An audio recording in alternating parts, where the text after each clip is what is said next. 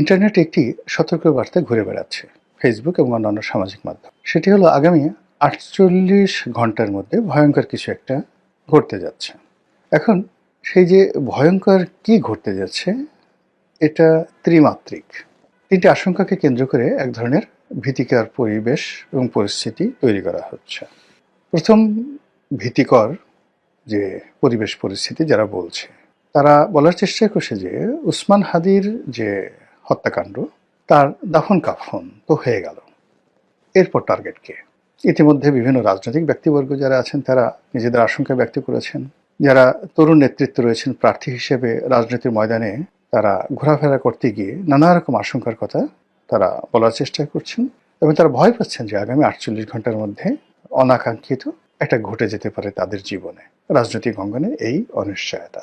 আরেকটি গ্রুপ বলার চেষ্টা করছে নানা রকম প্রচার এবং প্রোপাগান্ডা যে নতুন একটি বিপ্লবী সরকার আসছে এবং ৪৮ ঘন্টার মধ্যে সেটা হয়ে যাবে, এবং অনেকে বিপ্লবী সরকারের প্রধান রূপে কে হবেন ইত্যাদি ইত্যাদি নানা রকম ফটোকার্ড তৈরি করে সেটা এমনভাবে প্রচার করছেন, এবং এটা মানে আমার দেশ সম্পাদক মাহমুদুর রহমান সাহেবকে সেই সরকারের প্রধান করে আমার দেশের ফটোকার্ড ব্যবহার করে একটি গ্রুপ এটা প্রচার করছে, এবং আমার দেশ তাদের যে ভেরিফাইড পেজ আছে সেখান থেকে বলার চেষ্টা করছেন যে এটা অপপ্রচার, এই ধরনের কোনো সংবাদ আমার দেশ দেয়নি এবং আমার দেশ সম্পাদক এই রকম কোনো কর্মকাণ্ডের মধ্যে জড়িত নন। বোঝার চেষ্টা করুন। আরেকটি গ্রুপ বলার চেষ্টা করছেন যে জনাব তারেক রহমান সাহেব যেন না আসতে পারেন, এই জন্য আগামী ৪৮ ঘন্টাতে এমন কিছু ঘটানো হবে যাতে করে বিএনপি ভয় পেয়ে যায়, তারেক রহমান সাহেব ভয় পেয়ে যান। এই গ্রুপের দ্বিতীয় যে অপশন সেটা হলো আগামী ৪৮ ঘন্টায় এমন কিছু করা হবে, সেক্ষেত্রে যদি প্ল্যান এ, মানে তারেক রহমান সাহেব আসবেনই না, এটা হলো প্ল্যান এ, যদি প্ল্যান এ ফেল করে অর্থাৎ তারেক রহমান সাহেব তারপরও আসেন, তাতে করে তার সেই আগমনী এটি যেন আনন্দমুখর না হয়, তার অনুষ্ঠানে যেন লোকজন না যায়, ঢাকা শহরে যেন কাউন্টার একটা অবস্থা থাকে, এরকম একটা দৌড়াদৌড়ি অবস্থা শহরে যেন তৈরি হয়। এই জন্য নানা রকম যাকে বলা হয় খবর ছড়িয়ে প্রোগ্রামের কথা বলে যে সকল বিভ্রান্তি তৈরি করা হচ্ছে, সেখানে একটা ডেডলাইন ৪৮ ঘন্টা হিসেবে বলা হচ্ছে। আপনি যদি ধরেন যে আমি এই ভিডিওটি যে সময়টিতে করছি এখান থেকে ৪৮ ঘন্টা আজকে থেকে ধরেন, যেটা আজকে ২১ তারিখ, ২১শে ডিসেম্বর, তাহলে ২১শে ডিসেম্বর চলে গেল, ২২, ২৩, মানে এই দুদিন যদি ধরেন, ২৪ তারিখে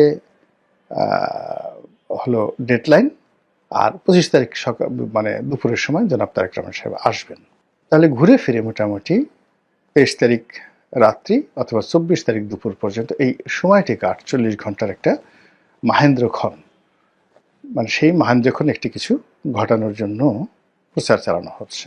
এর বাইরে আওয়ামী লীগের পক্ষ থেকে নানা রকম ফিসফাস, নানা রকম কথাবার্তা, যেগুলো এই বাংলাদেশে বসে আমাদের পক্ষে এগুলো উচ্চারণ করাটাও আমাদের পক্ষে উচিত না, সম্ভব না। কিন্তু আওয়ামী লীগের যে অসংখ্য বট বাহিনী এখন আছে, তারপর যারা মূল ধারার একসময় খুব সেলিব্রিটি ছিলেন গণমাধ্যমের, খুব বড় সাংবাদিক, রাজনৈতিক বিশ্লেষক, তারা প্রকাশ্যে দেশের বাইরে থেকে আগামী ৪৮ ঘন্টার মধ্যে যে সকল ঘটনা ঘটতে পারে যে আশঙ্কার কথা বলছে, মানে এটা না বলাই ভালো, খুবই খারাপ কথা তারা বলছে। থার্ডলি হলো যে ভারত এই মুহূর্তে খুব উত্তেজনা দেখাচ্ছে প্রকাশ্যে। স্বয়ং নরেন্দ্র মোদী, মমতা ব্যানার্জি, শশী থারুরের মতো বিখ্যাত ব্যক্তি, ভারতের পররাষ্ট্র সচিব, মানে অমিত শাহ, অন্যান্য যে সকল কূটনৈতিক অঙ্গনের সরকার এবং বিরোধী দলে যারা আছেন, প্রায় সবাই বাংলাদেশের ব্যাপারে মারাত্মক প্রতিক্রিয়া দেখাচ্ছেন। ভারতের যে সকল সাংবাদিক বাংলাদেশ নিয়ে কন্টেন্ট তৈরি করেন, বিভিন্ন পত্রপত্রিকা লেখেন, সাক্ষাৎকার দেন, এমনকি বিবিসিতে কথাবার্তা বলেন, তারা সবাই বলার চেষ্টা করছেন যে ভারতের ধৈর্যের বাঁধ ভেঙে গেছে, এবং তারাও এই 48 আওয়ার্স শব্দটি উচ্চারণ করছে। আমি নিজে খুব অবাক হয়ে যাই যে এই সকল বাক্যগুলো একসঙ্গে মিলল কি করে, এরা তো পরস্পর বিরোধী পক্ষ। তো কেউ যদি 48 আওয়ার্স বলে, তো অন্যরা রাগ হয়ে বলবে যে না, এখানে 48 আওয়ার্স হবে না, এটা 64 ঘন্টা হবে। আরেকজন বলবে না 24 ঘন্টা, আরেকজন বলবে না 30 ঘন্টা। কিন্তু এখানে এই মুহূর্তে বাংলাদেশ নিয়ে যারা উদ্বিগ্ন, বাংলাদেশের রাষ্ট্র ক্ষমতায় আসা থাকা, যাওয়া ইত্যাদি নিয়ে যারা রীতিমতো ইঁদুর দৌড়ের উপরে আছেন, এই মুহূর্তে যারা রাজনৈতিক সুবিধা নিতে চাচ্ছেন বা সুবিধা হারাতে চাচ্ছেন, সকল পক্ষের মধ্যে একই সঙ্গে এই 48 আওয়ার্স যে শব্দটি, এটি কেন বের হয়ে গেল বা বের হয়ে যাচ্ছে, এটা নিয়ে আলোচনা করার চেষ্টা করব।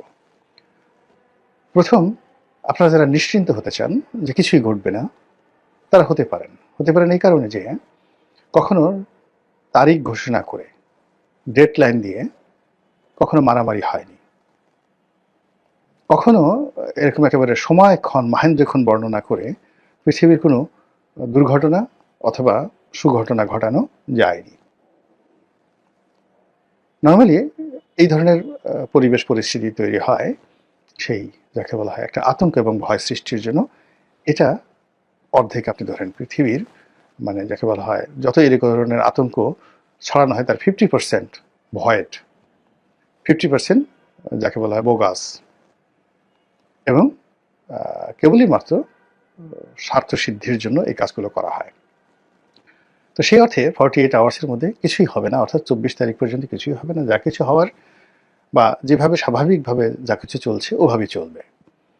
যে আতঙ্কের কথাগুলো বলা হচ্ছে সেই আতঙ্কেরগুলো হয়তো ঘটবে না 50% ক্ষেত্রে।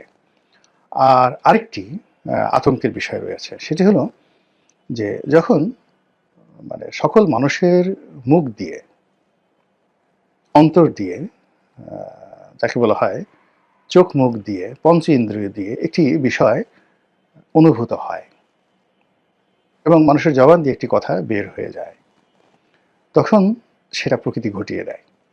উদাহরণ হিসেবে বলি, যেমন শেখ হাসিনা পালায় না, শেখ হাসিনা পালিয়ে যাবেন, বাংলাদেশে টিকতে পারবেন, এই কথাগুলো কিন্তু আগস্ট মাসের 5 তারিখের আগে, মানে যখন মেট্রো রেল পুরলো এবং শেখ হাসিনা যখন ওটা দেখতে গেলেন, ঠিক তার আগে তিনি খুব বড়াই করে বলেছিলেন যে শেখ হাসিনা পালায় না, সংবাদ সম্মেলনে পালাবে না।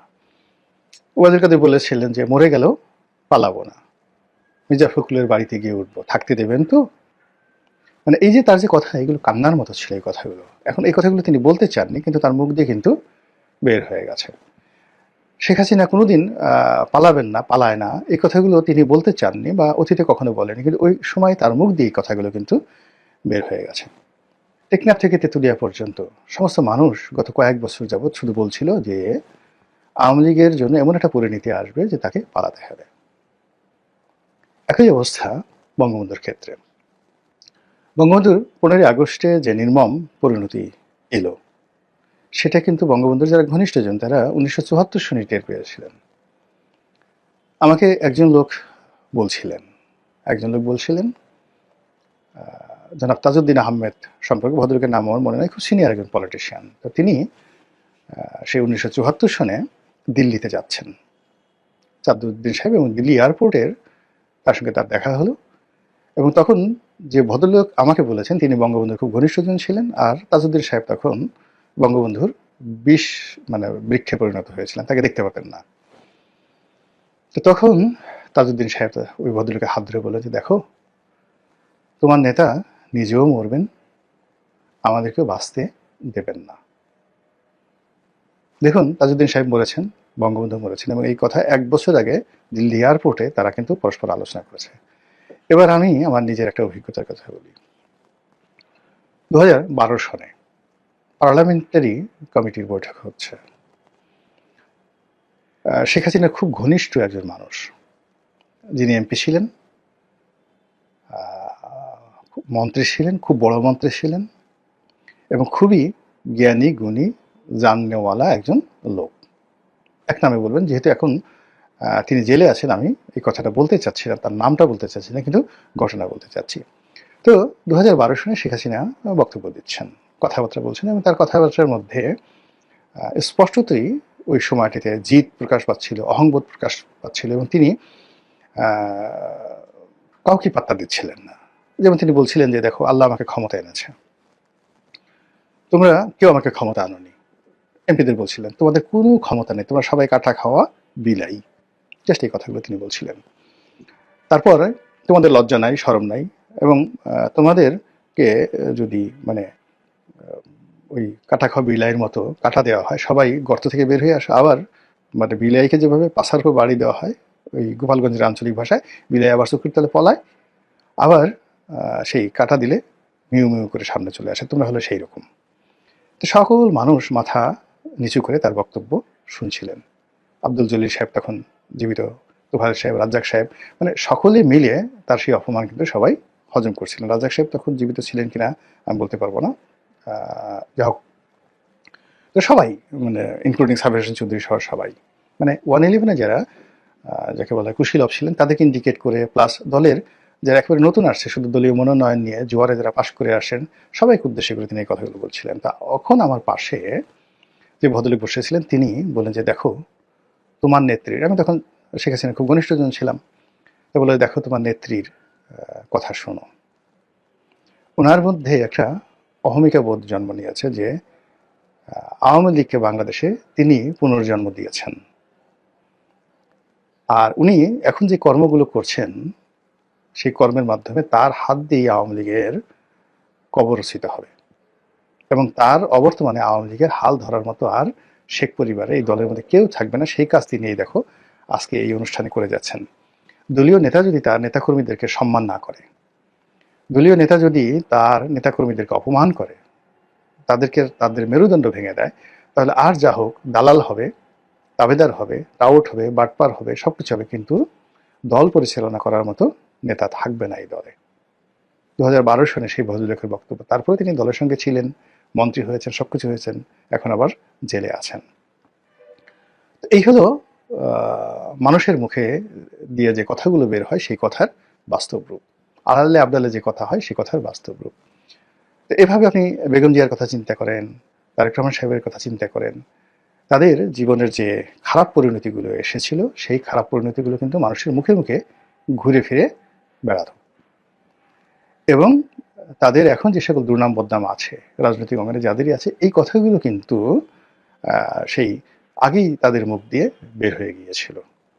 আপনি দেখুন এই সময়টিতে ডক্টর মোহাম্মদ ইউনূস যা করছেন, জামাত যা করছেন, অন্যান্য মানে যে সমস্ত লোকজন করছেন, তা কিন্তু আমাদের দেশের আমজনতা অনেক আগেই সেই বলে দিয়েছে যে এটা হতে পারে, জামাত ক্ষমতা আসলে এই কাজ করবে, ক্ষমতা পেলে এই কাজ করবে, বিএনপি যদি আগামীতে দেশ পরিচালনার দায়িত্ব পায় তারা এই ভুল করবে, ইত্যাদি ইত্যাদি ইত্যাদি সবকিছু। দেখেন সেই ঘটনাগুলি কিন্তু ঘটে যাচ্ছে।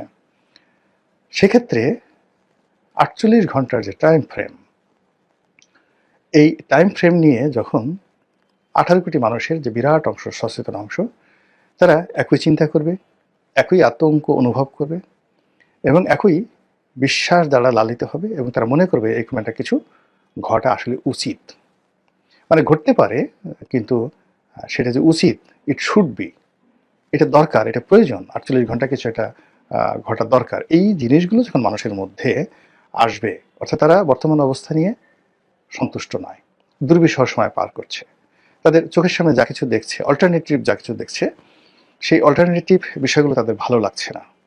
নেতা পছন্দ হচ্ছে না, নেত্রী পছন্দ হচ্ছে না, কর্মকাণ্ড পছন্দ হচ্ছে না, কথাবার্তা পছন্দ হচ্ছে না, প্রতিদিন যে সকল দৃশ্য পছন্দ হচ্ছে না, তারা এর বাইরে অলৌকিক কিছু একটা চিন্তা করছে, সেই চুলকার কবেকার অন্ধকার বিদিশা নিশা, সেই বনলতা সেনের মতো। যে বনলতা সেনের যিনি কবি, তিনি সারা পৃথিবী ঘুরছেন, সেই বন থেকে বনান্তরে, পাহাড় থেকে সমুদ্রে, সমুদ্র থেকে সেই দারুচিনির দ্বীপে, কিন্তু কোথাও তিনি স্বস্তি পাচ্ছেন না, কোথাও তিনি নিরাপত্তা পাচ্ছেন না। ঠিক সেই সময়টাতে নিজের মনের মধ্যে তার হঠাৎ করে উদয় হলো নাটোরের বনলতা সেনের কথা। আর সেই বনলতা সেনের তিনি একটা চরিত্র অঙ্কন করলেন, চুল তার কবেকার অন্ধকার বিদিশার নিশা। এই হলো মানুষের কল্পনার শক্তি। তো এখন আপনি যদি আপনার আশেপাশের যে কোনো ঘটনা দ্বারা স্বস্তি না পান, কাউকে আপনার ভালো না লাগে, এবং অল্টারনেটিভ যে জিনিসগুলো, plan A B C D যা কিছু আসুক না কেন, কোনোটার মধ্যে আপনি স্বস্তি শান্তি খুঁজে পাচ্ছেন না, তখনই আপনি অলৌকিক কিছু চিন্তা করেন, নেতিবাচক অথবা ইতিবাচক। অনেক সময় মানুষ বলে যে আমার মরে যাওয়া ভালো, এর সাথে আল্লাহ তুমি আমাকে নিয়ে নাও, আল্লাহ গজব নাজিল হয়ে যায়, বেঁচে থেকে লাভটা কি। এইরকম যখন মানুষের জীবনে মানে আকাঙ্ক্ষা জাগ্রত হয়, জাতিগতভাবে সমাজ পরিবার এই ধরনের অভিশাপগুলোকে যখন তারা আহ্বান করে, তখন ঠিকই এই পৃথিবীতে সেই অভিশাপ কিন্তু ঘটে যায়। বহু নজির আছে। মহান আল্লাহ আমাদের সবাইকে হিদায়াত দান করুন এবং আমাদের জন্য যেটি কল্যাণকর সেটি আল্লাহ রাব্বুল আলামিন আমাদের জন্য বরাদ্দ করুন।